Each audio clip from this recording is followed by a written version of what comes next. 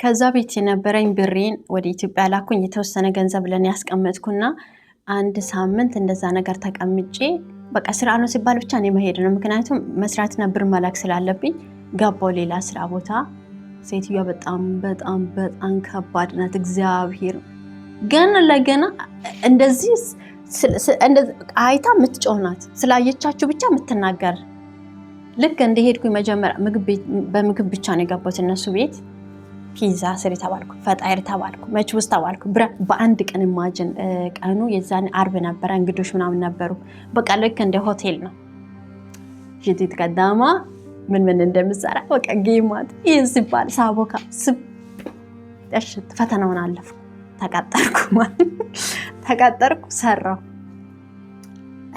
እዛ ቤት የዛ ቤት ችግር ደግሞ 4 ሰራተኛ አለ። ፊሊፒን አለች፣ ዩጋንዳ አለች። በአጠቃላይ ወደ 6 ነን መሰለኝ ከኔን ጋር ጭምር። ምግብ አይቻልም ለሰራተኛ ማዘን ማርያም ለሰራተኛ ይሄንን ቪዲዮ እኔ ያያሉ። ምግብ አይቻልም። ዶሮ ከሆነ ይሰጣል። ያችን ዶሮ አንድ ድፍን ከሆነ ሴትዮዋ ልኩን ታውቃለች። ሰርቼ ክዳን ውስጥ ያስቀመጥኩት እሱን ታያለች።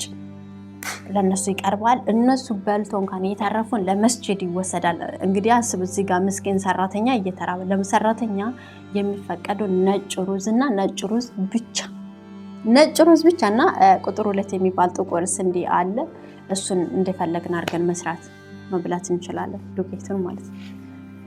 እነሱ ቤት ገንዘብ ስኖረን በገንዘብ እየወሰድን ሱቅ ይፈቀዳል። እስከሱ ቅጣ እየገዘን ዳቦ እየገዘን ሱካር ሻይ ምናምን ከራሳችን አስለምዶታል። በፊት የነበሩትን ሰራተኞች አስለምደዋል። ስለዚህ እኔ አዲስ ታሪክ መፍጠርን አልችልም። እዛ ቤት ዶሮም ይሁን አሳ ምንም ያቺ ሴትዮዋ ትሰጣለች፣ ሰራለሁኝ፣ ይከደናል፣ እሷ ጋር ይሄዳል። ደን በቃ ሌላ ምንም ተአምር የለም።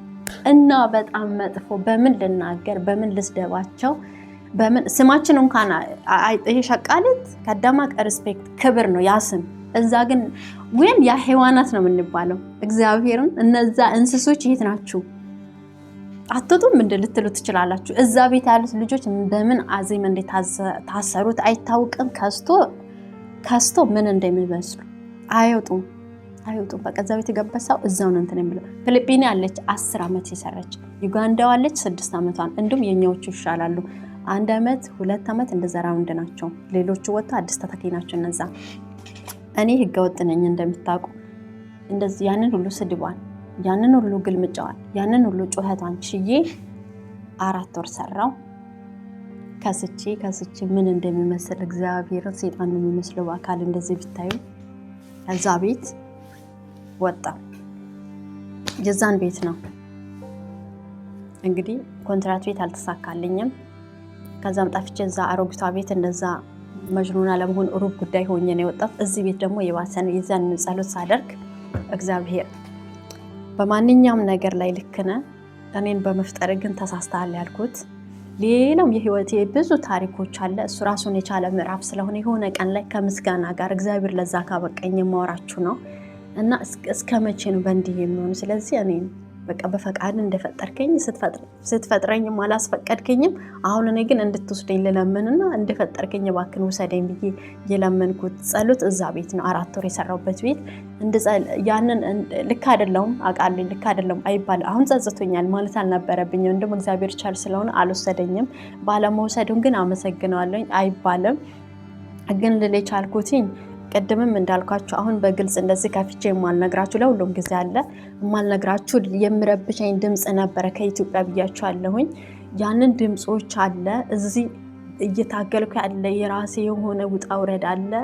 ለማን ነው? እኔ እግዚአብሔር ይመስገን እኔ ቤተሰቦቼ ከአንድ እናት አባት የተወለድን እህት ወንድሞቼ አስከፍቶኛ ያቁም እናቴንም ጨምር። ግን አለ አይደል የሆነ ሰው አለ አይደል ከጎናችሁ ያ ሰው የሆነ ብቻ ከባድ ነው። በዛን ጊዜ በጣም ነው የከፋኝ ልነግራችሁ ከምችል በላይ።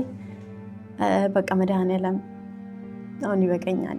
እስካሁን እንድኖር ስለፈቀድከኝ አመሰግናለሁ። በቃ እኔን ውሰደኝ፣ ደከመኝ በቃ ብዬ እግዚአብሔርን የለመንኩት የዛኔ ነው። በጣም እኔ በስላሴስ ከዛ ቤት ወጣ። በቃ ተጎዳው ማለት ነው። ምክንያቱም ብዙ ነው። ስንት ቤት ነው የቀየርኩት? ስንት ሲሆን ይሄ ሁሉ ስለምን ሲጀመርም በአሁኑ ዙር እኔ ድጋሚ አረብ ሀገር እመጣለሁ ብዬ በህልሜም በእውኔም ሀሳብ አልነበረኝም። የሆነ ነገሮችን ብልሽሽት አለብኝ። ኦኬ መጣሁ እዚህ። ግን ሁላችንም የምንጎዳው አንድ ነገር አለ። የሆነ ከሀገር ቤት ስንወጣ አረብ ሀገር ላይ የሆነ ነገሮች በቀላሉ ምሳካልን በቀላሉ ተሳክቶልን የምንመለስ እዚህም ደግሞ ብዙ የከፋ ነገር ችግር ይደርስብናል ብለን አናስብም። ከኢትዮጵያ ስንወጣ ራሱን የቻለ ማዕበል አለ፣ ውጣ ውረድ አለ። በዚህ ሞክረን በዚህ ብለን አልሳካ ስለን እንደ መፍትሄ ደግሞ ቆይ እስቲ አረብ ሀገር ብሄድ ዝናክል ዓመት እሰራና እንድናክል ገንዘብ ይዤ እንድመለሳለሁ። እሱም ብቻ ነው የምናስበውና ከዛን ደግሞ እዚህ ያሰብነው ያቀድነው ሌላ እዚህ የሚጠብቀን ሌላ ስጋጭብን ወደ እብደት ይቀይረናል። እዛኔ ነው የማበድ ደረጃ ላይ ደረስኩና ከዛን ቤት ወጥቼ ለእረፍት አሁን ስማቸውን መጥራት የማልችል የሆነ ቀን ላይ እግዚአብሔር ከረዳኝ ስማቸውን ጠርቼ ማመሰግናቸው 2 ልጆች አሉና እነሱ ጋር ቀጥታ ሄድኩኝ። እነሱ ጋር ሄጄ 1 ወር አረፍኩ። እነሱ ጋር ጸሎት እያደረኩኝ ሱባኤ ያዝኩኝ ብቻዬን። እነሱም ጸሎት እያደረጉልኝ ነበረ። አይምሮዬ በጣም እየተጎዳ በቃ ማለት በጣም የሆነ ወደ መቀየራቸው ነገር አለ። ነገሮችን ላይ ማስጠላት የሆነ ጩፍጩፍ የሆነ ራስ አጥፍ ምናምን ነገር ግን እግዚአብሔር ይመስገን ራስ ማጥፋት ነገር ጭንቅላቴ ለመጥቶብኝ ያቀን ግን እግዚአብሔርን አስፈቅጃለሁ። እንደፈጠርከኝ ወሰደኝ እባክህን ብዬ አውቃለሁ። እግዚአብሔርና እኔ የምናቅ ነገር ነው። እና ከዛም ወደ ሌላ ጓደኞች ጋር ሄድኩኝ። እነሱ ጋር ሄጄ ስራ ተገኘልኝ። ለአንድ ወር ብቻ ነው የተባልኩትኝ። ለአንድ ወር ያገኘሁትን ስራ ተስማምቼ ሄድኩኝ። ምክንያቱም ረመዳን ነበረ። ከምትቀመጪ ሂጂ የተባልኩትኝ እኔ አንደኛው ነው የተገኘ ስራ ብሄድ ይሻላል ለአንድ ወር ከመሄድ ስላይ በቃ ሂጂና የረመዳን ጥሩ ደሞዝ ነው ሂጂ ተባልኩኝ። ምግብ ስለምችል ሄድኩኝ። እዛ ቤት ዩጋንዳ ነበረች። ያው እኔ ምግብ ብቻ ነው ምግብ ሴትዮ በጣም ጥሩ ናት። አትደርሰንም። ሳምንት ሰራው ለአንድ ወር ተብዬ ነው የሄድኩትኝ።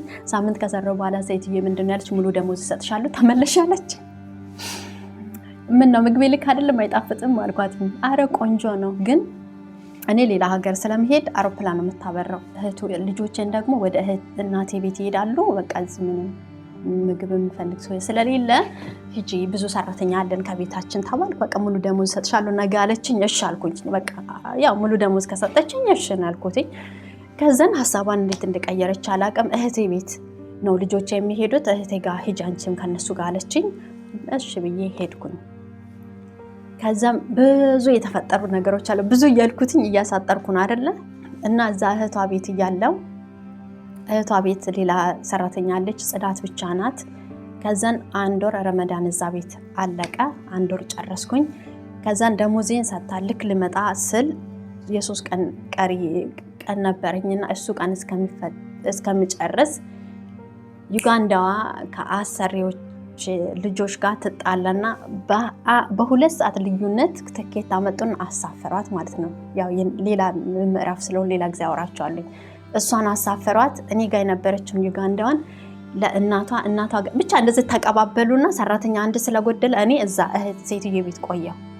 እሷ ቤት ለ1 ዓመት ያህል ቆየው። የምድር ገነት እግዚአብሔርን በአይኔ ያየሁት ነፃነቴን ያየሁት ሰላሜን።